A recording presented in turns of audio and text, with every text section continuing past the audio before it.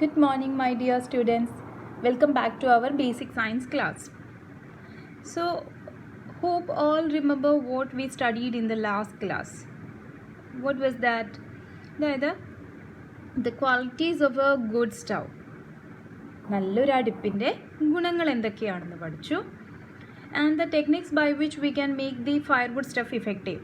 അതായത് വിറകടുപ്പ് നല്ല ഫലപ്രദമായിട്ട് ഉപയോഗിക്കാൻ പറ്റുന്ന കുറച്ച് ടെക്നിക്കുകളൊക്കെ നമ്മൾ പഠിച്ചു.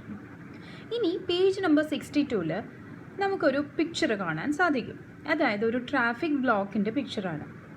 ഈ വെഹിക്കിൾസിലൊക്കെ എന്ത് ഫ്യൂവലാണ് യൂസ് ചെയ്യുന്നത്? നമുക്കറിയാം, നമ്മൾ ഡേ ടു ഡേ ബേസിസിൽ for travelling we depend on vehicles. നമ്മൾ യാത്രയ്ക്ക് നമ്മൾ ആശ്രയിക്കുന്നത് വെഹിക്കിൾസാണ്. And what are the fuels used in this vehicles? ഈ വെഹിക്കിൾസിലൊക്കെ യൂസ് ചെയ്യുന്നത് ഡീസൽ, പെട്രോള്, പിന്നെ ഇപ്പോൾ കുറച്ച് ഗ്യാസ് ബേസ്ഡ് വെഹിക്കിൾസൊക്കെ ഉണ്ട്.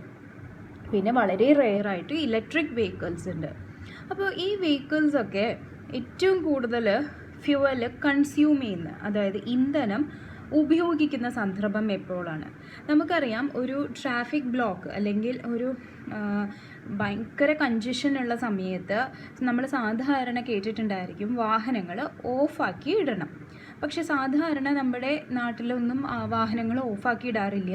അവർ അത് ഓണാക്കി തന്നെ വെക്കുകയും ചെയ്യും. Once the traffic block is cleared they start driving.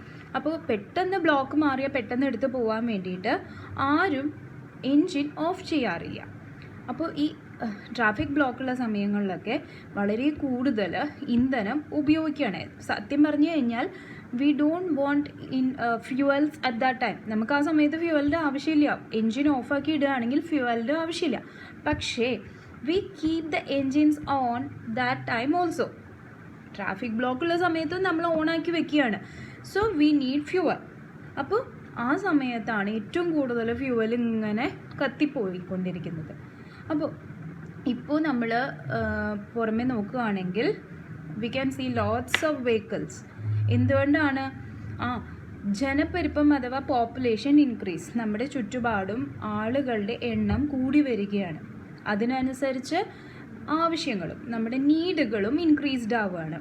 Production, അതായത് പലതരത്തിലുള്ള അഗ്രികൾച്ചറൽ പ്രൊഡക്ഷൻ കൂടുകയാണ്.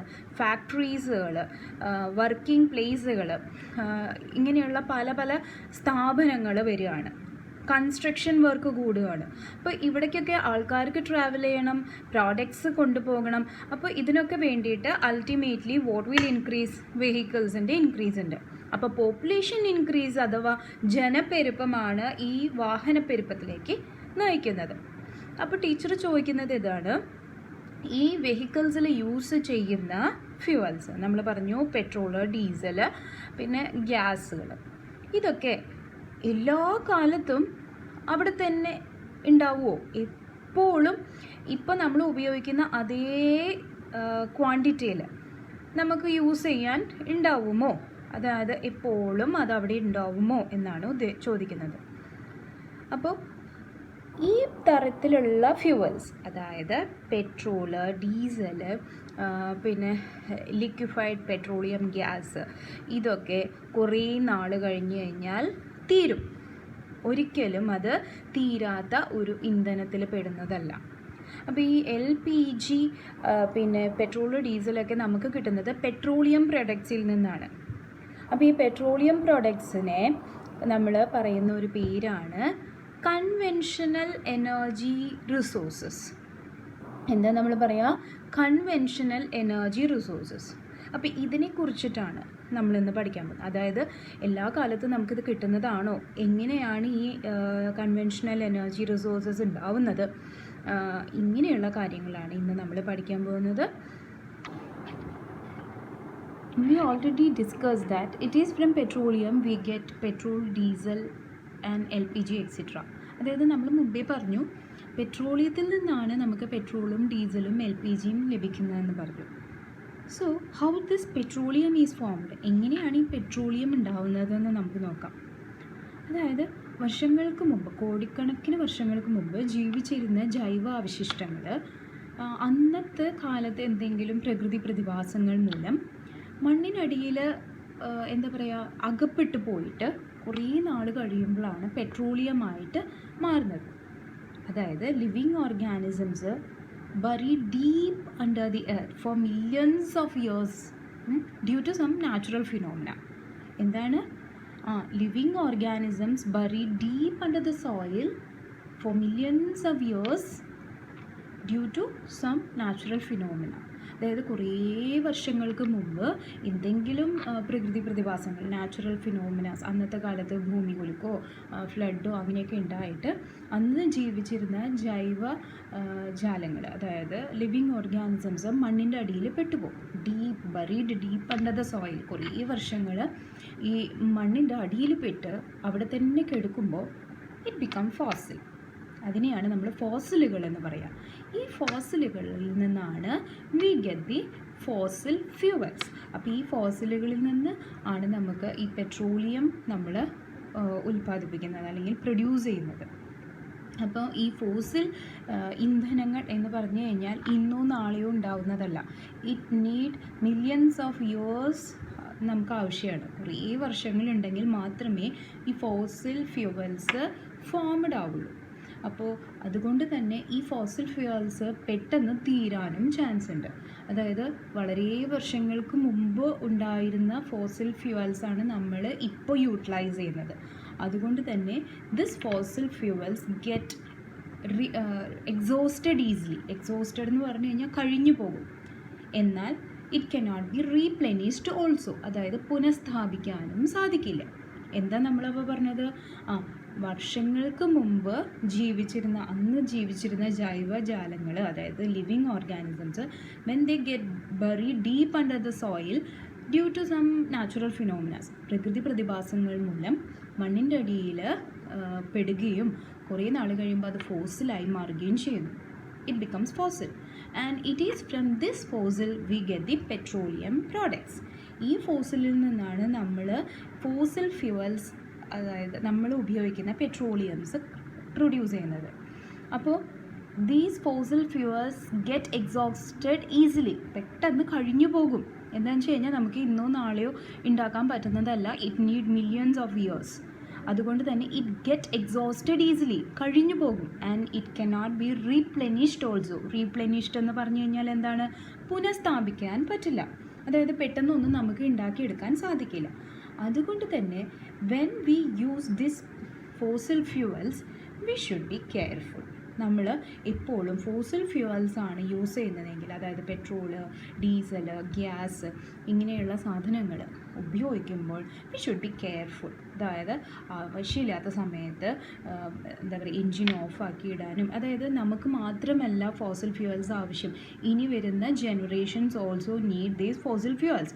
So if we use this carefully, നമ്മൾ എന്താ പറയുക, വൈസ്ലി യൂസ് ചെയ്യുകയാണെങ്കിൽ, വിവേകപൂർവ്വം ഉപയോഗിക്കുകയാണെങ്കിൽ we can keep it for the coming generations also. So എന്താണ് പറയാനുള്ളത് ഫോസിൽ ഫ്യൂവൽസിനെ കുറിച്ചിട്ട്? Fossil fuels are also known as conventional energy sources, and these conventional energy sources get exhausted easily. എന്ന് പറഞ്ഞു കഴിഞ്ഞാൽ പെട്ടെന്ന് കഴിഞ്ഞു പോകും. And it cannot be replenished. നമുക്ക് പുനഃസ്ഥാപിക്കാൻ അല്ലെങ്കിൽ നമുക്കായിട്ട് ഉണ്ടാക്കാൻ സാധിക്കില്ല. It's a natural process. അതുകൊണ്ട് തന്നെ we should use it wisely. അതാണ് ആദ്യത്തെ കാര്യം പറയാനുള്ളത്. അപ്പോൾ fossil fuels are also known as conventional energy sources. These conventional energy sources are get exhausted easily. പെട്ടെന്ന് കഴിഞ്ഞു പോകുന്നു. and we cannot replenish it easily. നമുക്ക് പുനഃസ്ഥാപിക്കാനും സാധിക്കില്ല. So we learned that conventional energy sources get exhausted easily and cannot be replenished. കഴിഞ്ഞു പോകും ചെയ്യും, പുനഃസ്ഥാപിക്കാൻ സാധിക്കില്ല. സോ നമ്മൾ എന്ത് ചെയ്യും? വി ഷുഡ് ഓൾസോ ലിവ്, അല്ലേ? നമുക്ക് ജീവിക്കാനും കാര്യങ്ങൾ ചെയ്യാനും നമ്മൾ എന്ത് ചെയ്യും? We can depend on non conventional energy sources or പാരമ്പര്യേതര ഊർജ്ജ സ്രോതസ്സുകൾ. എന്താ നമുക്ക് പറയാൻ പറ്റുക? നമുക്ക് പാരമ്പര്യേതര ഊർജ്ജ സ്രോതസ്സുകൾ അഥവാ നോൺ കൺവെൻഷണൽ എനർജി സോഴ്സസിനെ ഡിപ്പെൻഡ് ചെയ്യാം. അതേതാ ഈ നോൺ കൺവെൻഷണൽ എനർജി സോഴ്സസ്? അതായത് സൂര്യപ്രകാശം, സൺലൈറ്റ്, വിൻഡ് അതായത് കാറ്റ്, തിരമാല എന്ന് പറഞ്ഞു കഴിഞ്ഞാൽ വേവ്സ്. അപ്പോൾ ഈ മൂന്നും നമുക്ക് എപ്പോഴും ലഭിക്കുന്നതാണ്, അതിനൊന്നും ഒരു തടസ്സമില്ല. അപ്പോൾ if V depend on non conventional energy sources, അതായത് നമ്മൾ പാരമ്പര്യേതര ഊർജ്ജ സ്രോതസ്സുകളെ ആശ്രയിക്കുകയാണെങ്കിൽ വി ക്യാൻ പ്രിസർവ്, നമുക്ക് കമ്മിങ് ജനറേഷന് വേണ്ടിയിട്ട് കൺവെൻഷണൽ എനർജി സോഴ്സസിനെ പ്രൊട്ടക്റ്റ് ചെയ്യാം, പ്രിസർവ് ചെയ്യാം. അപ്പോൾ ഏറ്റവും കൂടുതൽ അബൻഡൻ്റ്ലി നമുക്ക് ലഭിക്കുന്ന നോൺ കൺവെൻഷണൽ എനർജി സോഴ്സസ് ഏതൊക്കെയാണ്? നോൺ കൺവെൻഷണൽ എനർജി സോഴ്സസ് അഥവാ പാരമ്പര്യേതര ഊർജ്ജ സ്രോതസ്സുകൾ ഏതൊക്കെയാണ്? പാരമ്പര്യേതര ഊർജ്ജ സ്രോതസ്സുകൾ തിരമാല അതായത് വേവ്സ്, കാറ്റ്, വിൻഡ് അഥവാ സൂര്യപ്രകാശം അതായത് സൺലൈറ്റ്. അപ്പോൾ നമുക്കറിയാമല്ലേ, ഇപ്പോൾ പല വീടുകളിലും സോളാർ പാനലുകളൊക്കെ ഉപയോഗിച്ചിട്ട് ഇലക്ട്രിസിറ്റി ഉണ്ടാക്കുന്നുണ്ട്. നമ്മുടെ വീട്ടിൽ പല സോളാർ കുക്കറുകൾ യൂസ് ചെയ്യുന്നുണ്ട്, കാൽക്കുലേറ്റേഴ്സ് യൂസ് ചെയ്യുന്നുണ്ട്. ഈവൻ നമ്മുടെ സ്പേസ് സ്റ്റേഷൻ, നമ്മുടെ ബഹിരാകാശ നിലയത്തിൽ വരെ എനർജിക്ക് വേണ്ടി യൂസ് ചെയ്യുന്നത് എന്താണ്? സോളാർ പാനലുകളാണ്. അപ്പോൾ ഫ്യൂച്ചറിലേക്ക് നമ്മൾ if we have to preserve the fossil fuels we should depend on the non conventional energy sources. അപ്പോൾ ഫ്യൂച്ചറിലുള്ള ഫ്യൂവൽസായിട്ട് നമ്മൾ പറയുന്നത് ഈ ഹൈഡ്രജൻ, പിന്നെ നമ്മുടെ സോളാർ എനർജി, ഇതൊക്കെയാണ്. അപ്പോൾ if we have to preserve this conventional energy sources we should depend on non-conventional energy sources. So you all must have seen the solar panels അല്ലേ? അപ്പോൾ എന്താ ഈ സോളാർ പാനൽ? അതായത് there are solar cells in solar panels, അതായത് solar സെല്ലുകൾ ഉണ്ട് ഏതിൽ? നമ്മുടെ സോളാർ പാനലിൽ. അപ്പോൾ എന്താണ് ഈ സോളാർ സെല്ല് ചെയ്യുന്നത്? അതായത് we get light energy from sun, പ്രകാശ ഊർജ്ജമാണ് കിട്ടുന്നത്. This solar cells convert this പ്രകാശ ഊർജ്ജം, അതായത് ഈ ലൈറ്റ് എനർജീനെ കൺവേർട്ട് ടു ഇലക്ട്രിക്കൽ എനർജി ആക്കുന്നതാണ് സോളാർ സെല്ലുകൾ. അപ്പോൾ ഈ സോളാർ സെല്ലുകളിൽ കുറേ സോളാർ സെല്ലുകളെയാണ് നമ്മൾ എന്ത് പറയുക? Solar panels. അപ്പോൾ സോളാർ സെൽസ് എന്താ ചെയ്യുന്നത്? They convert the light energy from the sun to the electrical energy. And കുറേ സോളാർ സെൽസ് ഉണ്ടെങ്കിൽ we call it as solar panel. So rows of solar cells are known as solar panel. അപ്പോൾ ഈ solar panel എന്തുകൊണ്ടാണ് ഉണ്ടാക്കിയിട്ടുള്ളത്?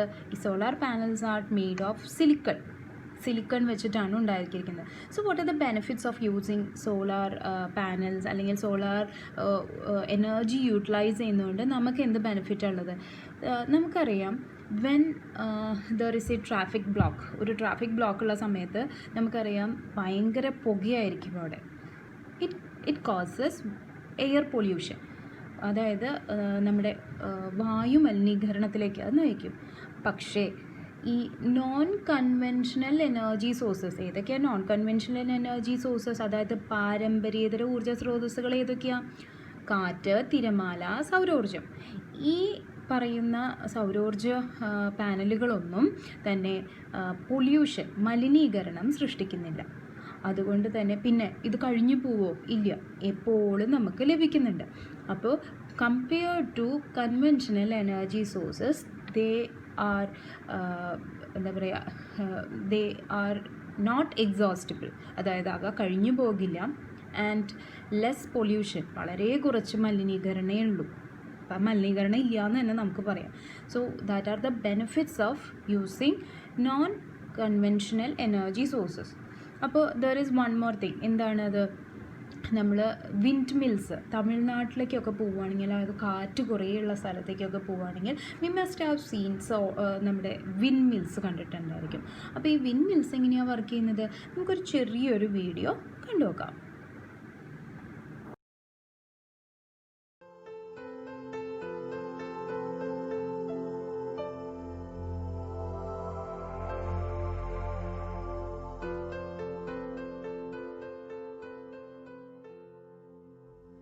കാറ്റിന്റെ ചലനം കാറ്റാടി യന്ത്രത്തെ ചലിപ്പിക്കുകയും ഷാഫ്റ്റുകളുടെയും മറ്റും സഹായത്തോടെ ഈ ചലനം ജനറേറ്ററിൽ എത്തിച്ച് ടർബൈൻ കറക്കി വൈദ്യുതി ഉൽപ്പാദിപ്പിക്കുകയും ചെയ്യുന്നു.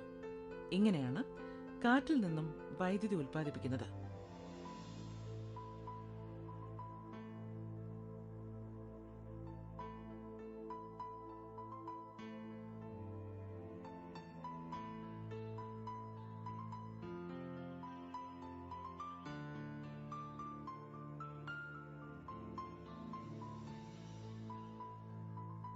കേരളത്തിൽ പാലക്കാട്ടും തിരുവനന്തപുരത്തും കാറ്റിൽ നിന്ന് വൈദ്യുതി ഉൽപ്പാദിപ്പിക്കുന്നുണ്ട്.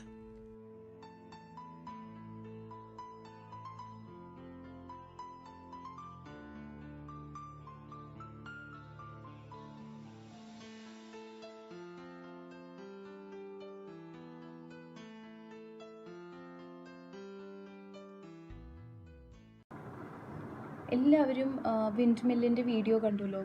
എന്താ സംഭവിച്ചത് അവിടെ? When there is strong wind, നമ്മൾ നല്ല കാറ്റുള്ള സമയത്ത് ദ ബ്ലേഡ്സ് റൊട്ടേറ്റ്, ഈ ബ്ലേഡുകൾ റൊട്ടേറ്റ് ചെയ്യുന്നു. ഈ ബ്ലേഡ് റൊട്ടേറ്റ് ചെയ്യുമ്പോൾ it leads to working of a generator. ഈ ബ്ലേഡ്സിൻ്റെ റൊട്ടേഷൻ ജനറേറ്റർ വർക്ക് ചെയ്യാൻ ഹെൽപ്പ് ചെയ്യുന്നു. ഈ ജനറേറ്റർ ഇലക്ട്രിസിറ്റി പ്രൊഡ്യൂസ് ചെയ്യുന്നു. അപ്പോൾ ഇത്രയും എളുപ്പത്തിൽ നമുക്ക് എന്ത് ചെയ്യാൻ പറ്റും, എനർജി പ്രൊഡ്യൂസ് ചെയ്യാൻ സാധിക്കും. അപ്പോൾ നമ്മളിന്ന് പഠിച്ചത് there are 2 types of energy sources എന്ന് പഠിച്ചു. ഏതൊക്കെയാണ്? കൺവെൻഷണൽ എനർജി സോഴ്സസും നോൺ കൺവെൻഷണൽ എനർജി സോഴ്സസും. ഇതിൽ conventional energy sources get exhausted easily, പെട്ടെന്ന് കഴിഞ്ഞു പോകും. And we cannot replenish it, നമുക്ക് പുനഃസ്ഥാപിക്കാൻ സാധിക്കില്ല. So we should depend on non-conventional energy sources അഥവാ പാരമ്പര്യേതര ഊർജ്ജ സ്രോതസ്സുകൾ. ഏതൊക്കെയായിരുന്നു പാരമ്പര്യേതര ഊർജ്ജ സ്രോതസ്സുകൾ? സൺലൈറ്റ്, വിൻഡ് ആൻഡ് വേവ്സ്, തിരമാലകൾ. അപ്പോൾ നമ്മൾ സൺലൈറ്റ് യൂട്ടിലൈസ് ചെയ്യുന്നത് എങ്ങനെയാണെന്ന് നമ്മൾ പഠിച്ചു. With the help of solar cell. Solar സെല്ലിൽ എന്താ ചെയ്യണേ? It convert the light energy to the electrical energy, and rows of solar cells are known as solar panel. അതായത് സോളാർ സെല്ലിൻ്റെ നിരകളെയാണ്, വളരെ കുറേ സോളാർ സെല്ലുകൾ ചേർന്ന് കഴിഞ്ഞാൽ ഒരു സോളാർ പാനലായിരിക്കും. അപ്പോൾ ഈ സോളാർ പാനൽ ഉപയോഗിക്കുന്നത് അല്ലെങ്കിൽ non conventional energy sources use ചെയ്യണതിൻ്റെ ബെനിഫിറ്റ്സ് എന്തൊക്കെയാണ്? It won't get exhausted easily, പെട്ടെന്നൊന്നും കഴിഞ്ഞു പോവില്ല. And it causes less pollution, വളരെ കുറച്ച് മലിനീകരണ പ്രശ്നങ്ങളെ ഉണ്ടാക്കുന്നുള്ളൂ. അപ്പോൾ നമുക്ക് നമ്മുടെ ചുറ്റുപാടും പലതരത്തിലും സോളാർ പാനലുകൾ യൂസ് ചെയ്ത് വർക്ക് ചെയ്യുന്ന പല എക്യുപ്മെൻറ്റ്സുകളും അപ്ലയൻസസുകളും കണ്ടെത്താൻ സാധിക്കും. അതൊക്കെ നോക്കി കണ്ടുപിടിക്കുക. ഇനി നമുക്ക് ഏറ്റവും കൂടുതൽ ചെയ്യാൻ പറ്റുന്നത് കൺവെൻഷനൽ ആയിട്ടുള്ള എനർജി സോഴ്സസിനെ പ്രൊട്ടക്റ്റ് ചെയ്യുക അല്ലെങ്കിൽ പ്രിസർവ് ചെയ്യുക. അപ്പോൾ നന്നായിട്ട് ടെക്സ്റ്റും നോട്ടും വായിക്കാം. Thank you.